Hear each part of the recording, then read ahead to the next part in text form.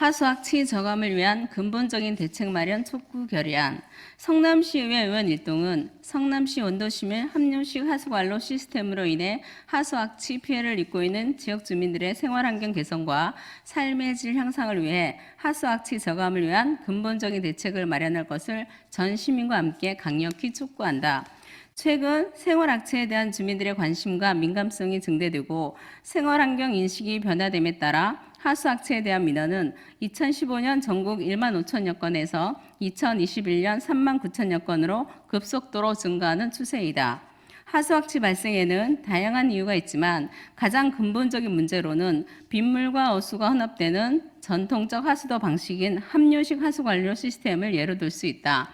특히 우수토실, 복개하천, 도로변 빗물 바지 등 악취 발생 원에 대한 관리 취약도 악취 발생의 부수적인 원인으로 들 수 있다. 우리나라 하수 관거의 총 연장은 16만 3,099km로 이 중 함유식 하수 관거는 약 4만 2,000km로 25% 정도가 이에 해당된다. 성남시의 경우 원도시민 수정중원구의 경우 총 연장이 699.42km에 해당하는데 이 중 함유식 하수 관거는 412.69km인 59%로 전국 평균을 훌쩍 넘는 실정이다. 대표적으로 성남시 원도심 내 수정구, 중원구에 거주하는 수만 세대의 지역 주민들은 최근 이루어진 도시 정비 사업으로 대부분 입주를 마쳤음에도 불구하고 분류식 관로 설치 등 기반 시설의 설치는 정작 제대로 이루어지지 않아 지금 이 순간에도 함유식 하수 광고로 인한 하수학치 민원은 끊임없이 계속되고 있는 현실이다. 하수학체의 원인 물질인 황화수소는 기준치 이하의 저농도의 경우 인체에 막대한 영향을 주진 않지만 냄새로 인한 불쾌감은 누구나 느낄 수 있을 정도이며 기준치 이상의 수치에 노출될 경우 인체에 치명적인 영향을 끼칠 수 있다.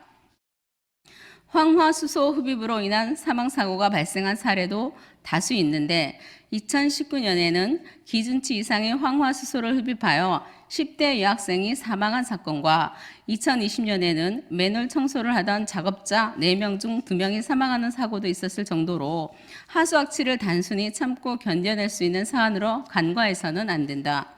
이런 하수학치 문제 해결을 위해 환경부에서는 스마트 하수관로 하수학치 관리 사업을 통해 2021년부터 2023년까지 대구광역시, 광주광역시 동구, 남구, 포항시, 군포시 5개 지자체에 총 예산 1,105억 원을 투입하였으나 사업 대상 중 함유식 하수 관료에 대한 부분이 11.6%에 그쳐 하수학치 민원 전체를 해결하기에는 역부족이고 예산도 턱없이 부족하다는 의견이 지배적이다. 최근 광주시에서는 국비 지원을 통해 함유식 하수관로의 절반 이상을 분류식 하수관로로 변경하는 작업을 마쳤고 의정부시, 대전광역시, 고양시, 익산시 등 각급 지자체에서도 하수학치 저감을 위해 국비를 지원받아 분류식 하수관로 사업, 노후 하수관로 정비 사업 등을 중장기적으로 시행 중에 있다. 성남시에서도 하수학치 문제에 대한 해결의 필요성을 공감하고 있으며 하수학치 발생 지점에 악취 저감 장치를 설치하는 등 조치를 취하고 있지만 이는 그저 임시 방편일 뿐 이를 장기적으로 방치하게 되면 악취의 농축과 역류 현상을 지속적으로 심화시키는 결과를 초래할 수 있다. 이에 성남시의회는 하수학치로 인해 고통받는 주민들의 생활환경 개선과 삶의 질 향상을 위해 하수학치 저감을 위한 근본적인 대책을 마련할 것을 강력히 촉구하며 다음과 같이 결의한다.